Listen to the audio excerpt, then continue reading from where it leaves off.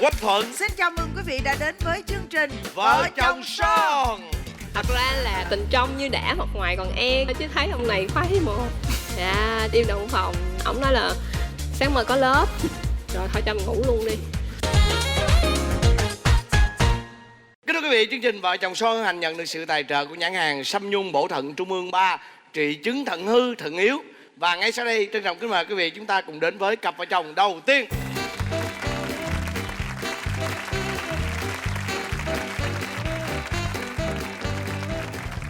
Chào hai em. Dạ, chào anh chị. Hai em có cái gương mặt bầu bĩnh nhìn nó hao hao giống nhau á. Như cô dâu có.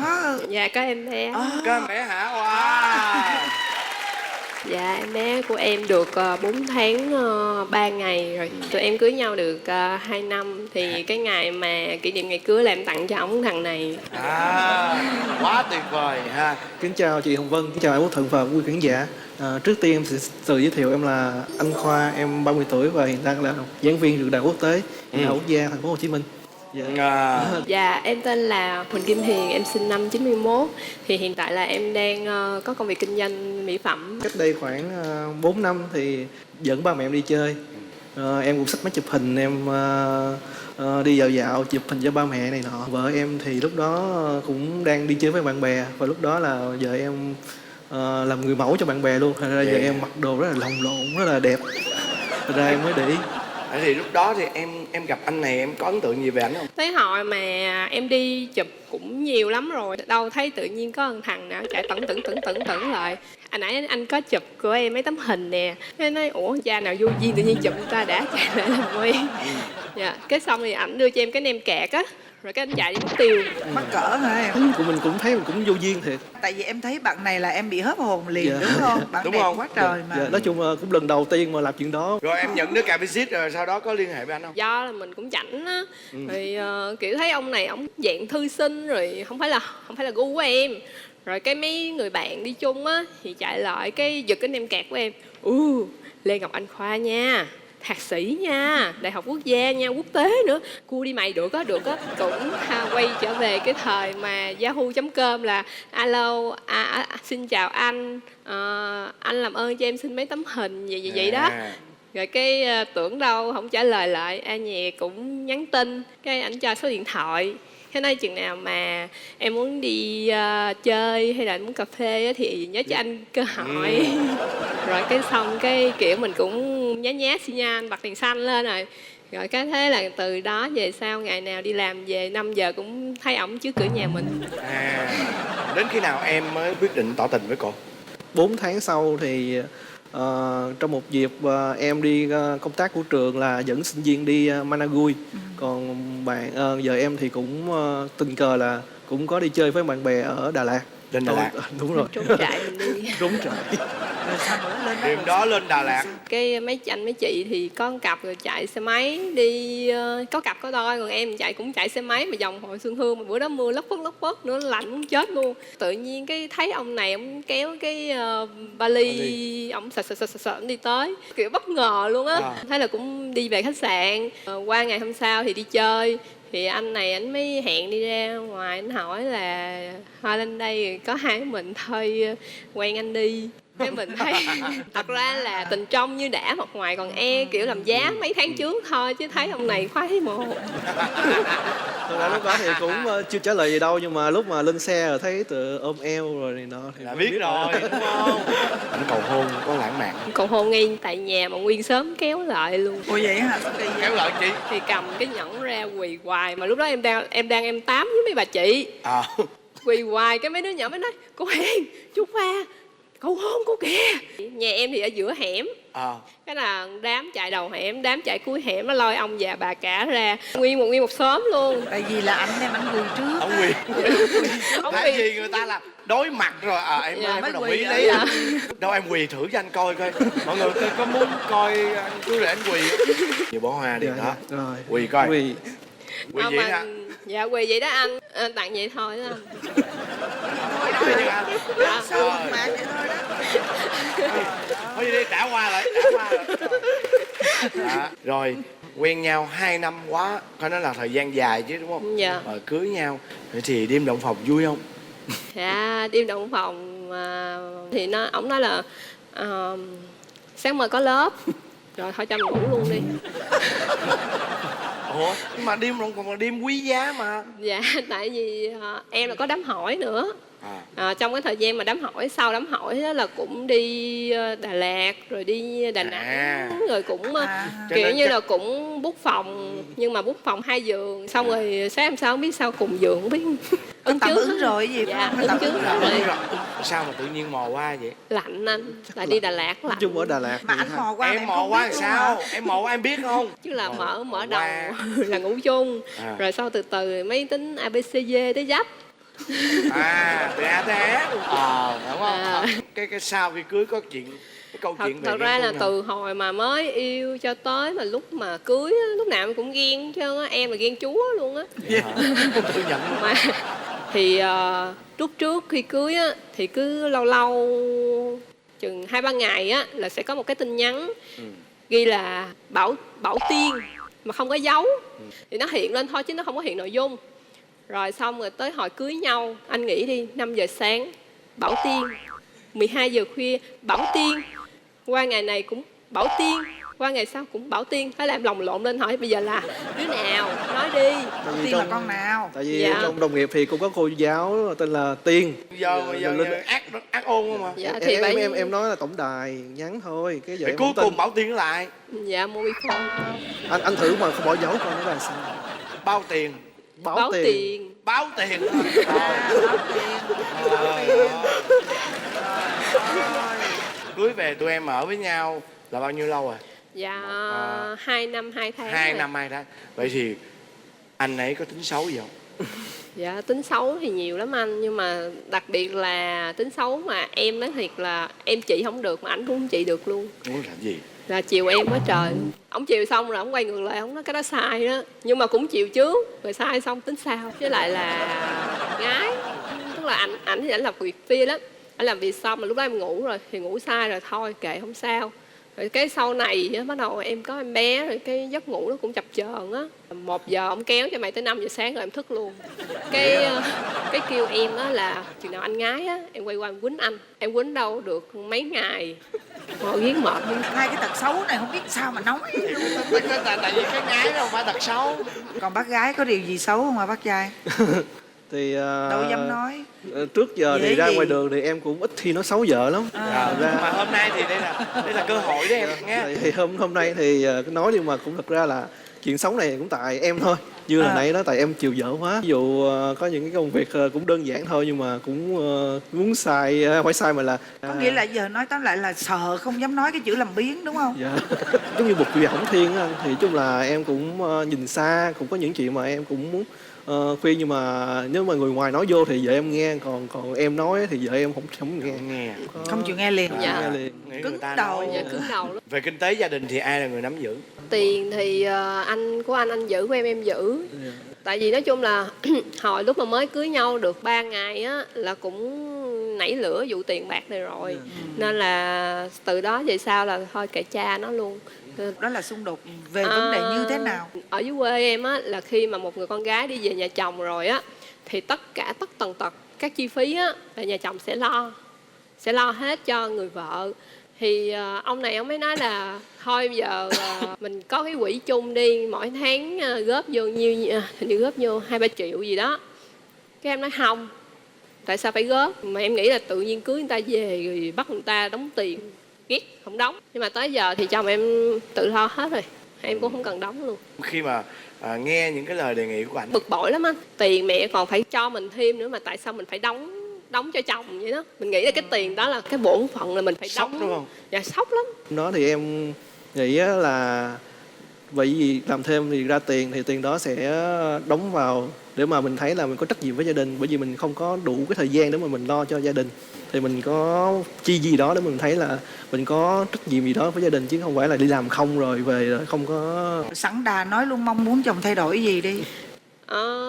Thật ra thì em muốn nhưng mà em chắc chắn là em cũng sẽ không bao giờ em làm được. Tại vì em muốn là ổng bớt chiều em, Nhưng mà ổng mà không chịu em là em sẽ lồng lộn lên. Không, thế thì bây giờ em mong muốn vợ thay đổi điều gì? Nghe lời chồng hơn thì nói chung là không phải nghe lời mà là tiếp thu, lắng nghe. Chị nghĩ á là như nào, cái chuyện mà chồng chiều mình á, cứ để vậy đi. Dạ.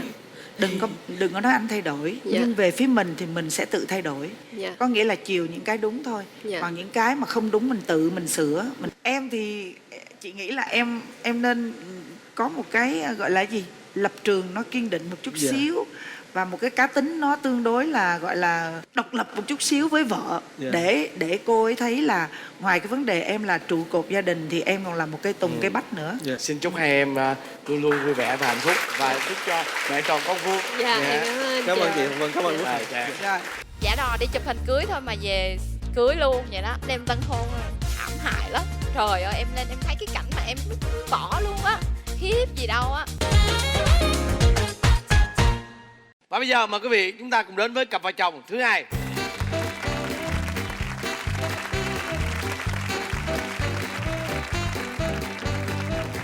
Mời em giới thiệu về mình. Dạ em chào anh Quốc Thuận, chị Hồng Vân và toàn bộ khán giả đang có mặt ở trường quay. Em tự giới thiệu em là Mai Văn Huy, 29 tuổi, hiện đang làm bảo trì trong một công ty. Em đến từ Đồng Nai. Thế còn em? Dạ em tên là Nguyễn Thị Thanh Tuyền, em đến từ Đắk Lắk. Hiện tại thì em là nhân viên hành chính nhân sự ạ. Cũng ở Đồng Nai. Dạ em vợ của ảnh nên em về Đồng Nai ở luôn. Hai chồng từ Đồng Nai lên đây. Dạ. Rồi hai em là lần đầu tiên gặp gỡ là ở đâu? Dạ lần đầu tiên là tụi em gặp nhau ở trong cái đám cưới của một người bạn á. Ảnh là bạn của chú rể, còn em là bạn của cô dâu. Hai tụi em là đi bưng quả, ảnh lại phụ rể. Em nhìn qua thì thấy ảnh cũng đẹp trai. Trai đúng không? Dạ. Mà ảnh cũng lịch sự lắm, ít nói, con trai ít nói thì em thích. Thế còn Huy thì Huy có đĩa cô này không? Dạ nói chung là mới đầu thì cũng có ấn tượng. Em ngó sang một bên thì thấy cô nào cũng xinh hết. Nhưng thấy riêng cô này thì mặt đỏ ke. Đánh màu hồng bị lố hay Dạ sao? không, uống chắc cũng Uống cao thủ á. Định hỏi đó.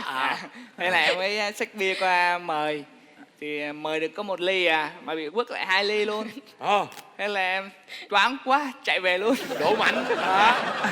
Cho cái máy đến tận gần lúc về em mới dám qua xin số. Mới xin về bàn thôi mà bao nhiêu thằng nó bu lại, nó xin. Mày mới cho không? Dạ có cho. Bạn đi 6 tháng sau ảnh mới nhắn tin cho em là do sĩ diện kêu là 6 tháng luôn hả? dạ, kêu là 3-4 đứa con trai mà cua đứa con gái kỳ quá, nên là thôi bỏ luôn. Cho tới 6 tháng sau thì anh này mới bắt đầu. Sao mà phải đợi tới 6 tháng sau? Dạ nói chung là em cũng tải Zalo về á, có số trong đó sẵn rồi nên nó tự add vô. Thế là em thấy cô này quen, thế là em mới gửi một cái sticker hello, ai ngờ chắc đang on, gửi lại luôn. Thế là nhắn qua nhắn lại chắc hơn 1 tháng á. Thì hôm đó là 30 tháng 4, cô ấy xuống dưới Đồng Nai chơi. Dạ. Cái là em ghé nhà ảnh, tổ chức ăn uống ở nhà ảnh á, xong bọn mấy đứa cao hứng dắt nhau đi Vũng Tàu. Ổng chạy ghê lắm chị ơi, em ngồi sau mà về là em ngồi sau là em khiếp luôn. Là Cái cố tình để em ôm chặt á. Huy, có gì không? Dạ không. Tại mấy Không đứa gì, kia- thôi đừng chối ông mà. Em- Cái chiêu của mấy ông là tôi biết hết trơn á. Hoặc là phóng nhanh hoặc là chui ổ gà. Cái là em cứ đòi về, cái ảnh hứa là thôi thôi em cứ ngồi đi, anh chạy chậm lại. Cái rồi rảnh lắm đi xuống Vũng Tàu, đánh một vòng cái đi về vậy á. Vậy đó, thì Đi yêu về. nhau là chỉ cần ngồi xe vậy thôi mà. Nhưng mà đi với một đám bạn luôn chị. Thì chính vì đi đám bạn mới vậy đó. Chứ nếu riêng mình là ở lại Vũng Tàu rồi. Trời đất ơi, đúng không? Điên. Cái đi về, cái ghé vô một cái quán bánh canh á, cả đám ngồi ăn. Thì em cũng nói là thôi cái chầu này để em trả đi, tại vì nguyên ngày nay em ăn free rồi, thôi cho em trả đi, em ngại quá. Cái mấy anh bạn thôi đừng, để đó tụi anh trả cho. Anh này rút bắp liền, trả liền, ngăn liền. Huy trả. Dạ anh Huy trả. Xong rồi đó em mới con trai thì nói gì làm luôn đi. Em nghĩ anh này cũng có cái tốt, cũng cũng có cảm lý tình. do đó là nhờ cái quán bánh canh. đúng rồi. Nhớ. Kể từ cái chầu bánh canh đó cho đến lúc yêu nhau đó, lúc mà chính thức yêu nhau là bao lâu? Dạ thì khoảng hơn 1 tháng sau, trúng cái sinh nhật của em, cái là anh kêu thôi anh lên chơi, tổ chức sinh nhật cho em. Thì ngày hôm đó thì em cũng đi chơi với công ty, anh chị cũng tổ chức cho em, cái là uống cũng hơi say say. Cái anh này lái xe từ dưới Đồng Nai lên á, đợi em ở ngay nhà trọ á. Em về là trong cái trạng thái là Xỉn em rồi. dạ say rồi. Trời Cái ơi. em đi lên mà em nhìn anh này không có rõ nữa. Em Rồi lúc đó cái cảm giác em làm sao? Dạ em nhìn thấy trời ơi mặt cũng đỏ ke như hồi mới gặp. À, Dạ, thế là em chiều lên phòng trọ mà trên lầu 2 lận. có làm gì không? Dạ không. Em xem nôn để ta từ từ. không lên đó thì em chỉ nói là anh ơi em mệt quá. Cái là em ngủ thôi. Ngủ một giấc từ 12 giờ tận 5 giờ luôn. Để em ngồi đợi vậy đó. Lúc lại dậy phải dắt đi ói nữa. Có hốt ói không? Dạ có. Đó, thấy chưa? Lên mà hốt mâm luôn. 5 giờ chiều hôm đó thì em cũng ráng em dậy. Tại em À. cũng ngại. Mà em cũng có hẹn bạn chơi nữa. Xong tối hôm đó dắt anh này chung với cái đám bạn của Có em. nhậu nữa không? Em nhậu không nổi nữa, mấy bạn vẫn uống. Anh này uống. Ờ. Cái là tới 11 giờ khuya. Cái là anh chở em về phòng trọ. Cái anh về lại Đồng Nai. Chị muốn hỏi em là cái cảm giác của em khi mà em thấy vợ em mà uống dữ dằn vậy đó rồi ói mửa vậy đó, em có cảm giác là em muốn dừng lại không? Dạ, Cái cũng lúc có đó ấy. đó. Em nhìn thấy con gái sao mà ấy quá. Ờ. Quá lố ấy. Ờ. Uống đồ dữ quá. Nói chung về cũng nản nản. Là Đó bữa hả? đó là anh về anh muốn bỏ cuộc rồi. Ừ. Cái hai đứa cứ nhắn qua hỏi thăm. Nhưng mà hồi hai đứa nói chuyện nó cũng hợp nhau á chị. Anh này thì anh hay kể là anh ở nhà anh nấu ăn. Rồi anh nấu nước cho mẹ tắm. Em nghĩ là anh này con trai vậy á cũng khó kiếm. Ừ. Mà biết nấu nước cho mẹ chắc thương mẹ, chắc sau này thương vợ. Nên là đặc biệt có cảm tình với ảnh luôn lúc đó. Cái thời gian tụi em yêu nhau á thì yêu xa mà một tháng thì gặp nhau có 2 lần à. Cũng có nhiều lần mình tủi thân. Thấy người ta chở người yêu đi rồi tặng hoa rồi các kiểu, mà sao mình Đồng Nai với Sài Gòn cũng đâu có xa lắm đâu chị. Nhiều khi em nghĩ là có khi nào mình đi làm về á, cái 8 tháng 3 cái ổng đứng đâu trước ngõ nhà mình rồi. Cái ổng một bó hoa ổng chờ mình ở đó. Trời ơi Hạnh nghĩ vậy thôi. Tưởng Có khi tượng. nào ổng vậy không? Đó. Cứ chờ.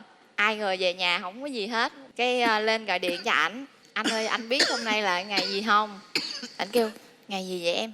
Ngày gì mà anh thấy bán hoa quá trời luôn. Mình nghe mình thấy bực bội trong người. Cái là em sạc cho một trận. Em khóc sùm lên. Cái là sau đó là mới rút kinh nghiệm là lãng mạn hơn chút xíu. Rồi yêu nhau bao lâu thì làm đám cưới? Dạ tụi em quen nhau chắc được hơn 1 năm ấy. Rồi hai đứa thấy cũng hợp. Rồi lén rủ nhau đi chụp hình cưới. Giả đò đi chụp hình cưới thôi mà về cưới luôn vậy đó. Vậy là em chưa kịp đỡ tay rồi, hình cưới có rồi đó, bây giờ là cưới thôi. Cưới luôn. Dạ. À, rồi cái đêm tân hôn có lãng mạn không? Cái ngày hôm đó ai mời cũng uống hết vui quá hay sao á. Đã vậy còn đi chân không, quần thì sắn ống cao ống thấp. Trời thì mưa, đi chân không lết một lớp đất vậy nè anh. Tới rồi. Cái xong say leo lên giường ngủ. Trời ơi em lên em thấy cái cảnh mà em muốn bỏ luôn á. Khiếp gì đâu á. Đêm tân hôn là thảm hại lắm. Cũng trèo queo tới sáng luôn. Vậy đó hả? Rồi cưới nhau về thì anh ấy có nhiều cái tật xấu lòi ra không? Tật xấu của ảnh á là ngủ bất chấp á anh. Thứ nhất là nhậu về là không bao giờ tắm. Bay lên giường là ngủ luôn. Từ lúc em về là em phải tống vô nhà tắm, em khóa cửa lại. Rồi trong đó làm gì làm, bước ra cho em lại thơm tho, em mới cho lên ngủ.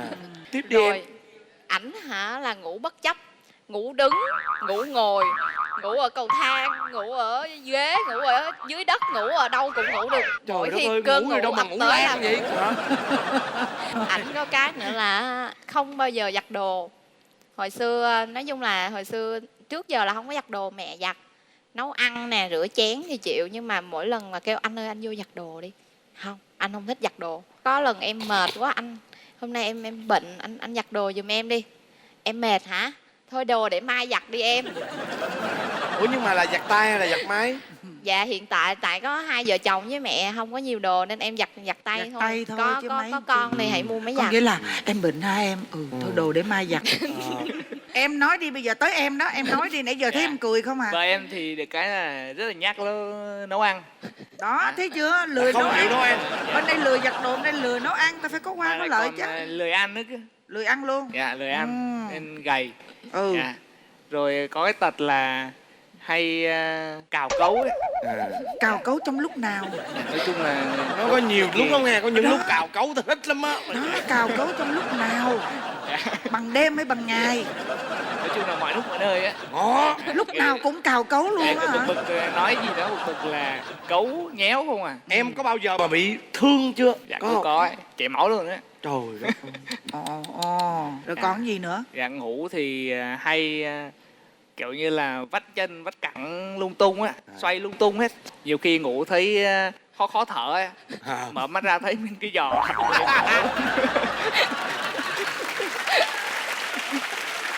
Mà thường xuyên không? Dạ cũng hay lắm ạ. Tự nhiên đang ngủ tự nhiên thấy núi đè. Rồi Sao còn gì nữa?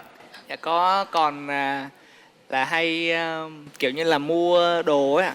Mua đồ nói chung là Trên không mạng kiểm hay soát gì? được. Dạ, thích gì là mua đấy. Là một nhà luôn. Giày dép là 2 kệ. Để không hết. Quần áo cũng thế. Dạ đến khi mà đi đám tiệc hay gì đó cũng kêu là em không có đồ để mặc. Tiện shopping. Bây giờ em mong vợ em thay đổi gì? Nói chung là nấu ăn thì em nấu cũng được. Em chỉ mong sao mà ăn nhiều một chút. Với cái vấn đề chi tiêu á thì mình cũng biết hạn chế một chút. Cái gì cần thì mua. Có kế hoạch đó. Thế còn em mong muốn anh ấy thay đổi điều gì? Em thì chỉ mong Bin vẫn giữ mãi như bây giờ, tới hồi mà có con á thì mình phụ qua phụ lại, như giặt đồ mình không thích thiệt, nhưng mà sau này vợ làm cái này thì chồng làm cái kia, ảnh phụ em cái việc trong cái việc chăm sóc con nữa. Mà tiền ai giữ nè? Dạ tiền thì cứ tới lương là ảnh chuyển hết qua tài khoản em. Thì dĩ nhiên rồi. Trời ơi. Chịu Đó, khóa rồi. bởi vậy á, tại sao hỏi câu cuối cùng là chốt hạ cái chỗ đó đó. Đúng là phải có cái kế hoạch chi tiêu, hiểu không? Dạ. Đã nghĩ tới chuyện có em bé rồi mà không có kế hoạch chi tiêu là chết. Mai mốt còn đồ em bé nữa, ghiền lắm luôn, thiệt. Nhưng phải có kế hoạch, em hiểu không? Thôi chúc cho hai vợ chồng em luôn vui vẻ, thuận thảo nghe. Và mau chóng có em bé. Dạ em cảm ơn Dạ, anh chị cảm ơn. nhiều. Rồi, cảm ơn tụi em. Dạ. Và bây giờ chúng ta sẽ đến với phần kiểm tra hữu ý và bốc thăm may mắn. Chúng ta các phần quà như sau. Trước tiên đó chính là một bộ sản phẩm Sâm Nhung bổ thận Trung ương 3 trị chứng thận hư, thận yếu. Sâm Nhung bổ thận Trung ương 3 là sự kết hợp của nhân sâm, cao ban long, nhung hưu và hơn 20 loại dược liệu khác. Và món quà thứ hai đó chính là 1 năm sử dụng sản phẩm Kuma Gold Gel, sản phẩm chăm sóc da được bào chế hoàn toàn từ thiên nhiên. Thành phần gồm có nano curcumin, dịch chiết quả Việt Quốc, tinh chất lô hội và vitamin E, có tác dụng chăm sóc da toàn diện, giúp giảm thâm nám, sạm và rạn da, hỗ trợ giảm ngứa và viêm da thai kỳ, chống lão hóa, tái tạo và phục hồi tổn thương da, giúp da trắng hồng rạng rỡ. Kuma Gold Gel an toàn cho phụ nữ mang thai và sau sinh. Và món quà thứ ba đó chính là một bộ sản phẩm gối cao su Đồng Phú, được sản xuất từ 100% nguyên liệu cao su thiên nhiên do công ty cổ phần cao su kỹ thuật Đồng Phú, thành viên tập đoàn công nghiệp cao su Việt Nam sản xuất. Món quà thứ tư đó chính là một miếng cước chùi nồi kèm theo một cặp vé xem kịch tại sân khấu Hồng Vân. Bây giờ chúng ta sẽ đến phần kiểm tra hiểu ý. Cô dâu với chú rể đâu lưng lại. Nào, Nghe đâu kỹ lưng câu lại hỏi nha. nha. Vợ của bạn nhóm máu gì?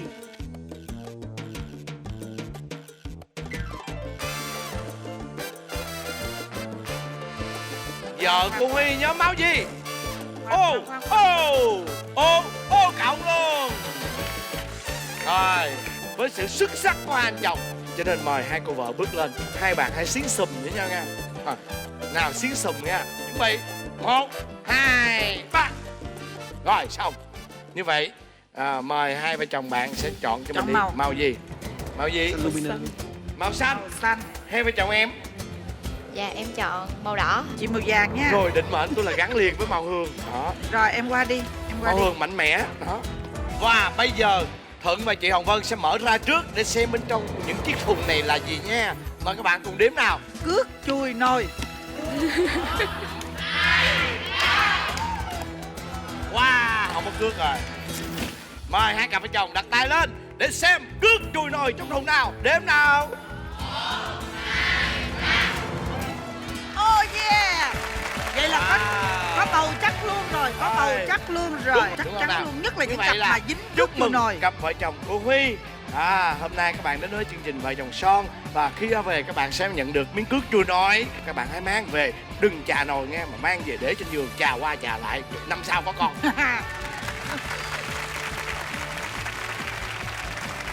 Chúc mừng cặp vợ chồng của Hiền đã may mắn nhận được. Đó chính là một bộ sản phẩm Sâm Nhung Bổ Thận Trung ương 3, trị chứng thận hư, thận yếu. Chúc mừng hai vợ chồng bạn. Và như vậy khán giả xem chương trình Vợ Chồng Son tuần này chúng ta không có cơ hội nào nhận quà hết. Thế nhưng các bạn vẫn thường xuyên hãy truy cập vào trang fanpage Vợ Chồng Son để nhận những thông tin bổ ích.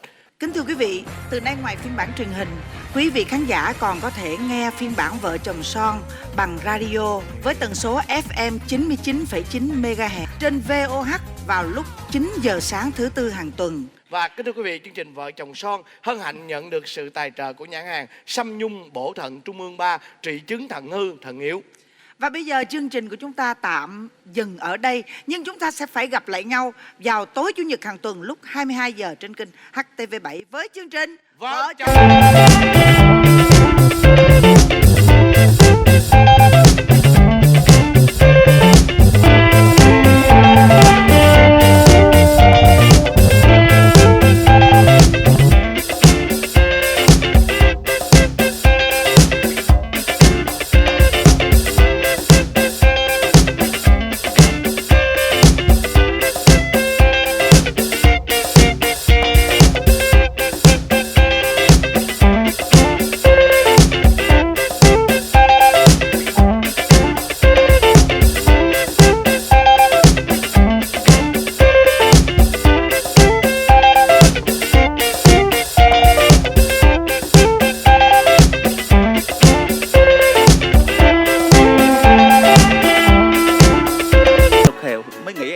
Mẹ anh mới kêu là ảnh mà là con gái hả là chữa hoang rồi đó. Suốt quãng thời gian quen em luôn á, một tuần là chỉ 24.000 thôi, mà ông cứ nằm cấm hát. Ra bờ sông anh hẹn với em, nhớ ai vậy? Anh nhớ chị nào dưới quê vậy? Và chúng ta sẽ gặp lại nhau vào lúc 22 giờ mỗi tối Chủ nhật hàng tuần trên kênh HTV7 với chương trình Vợ Chồng Son.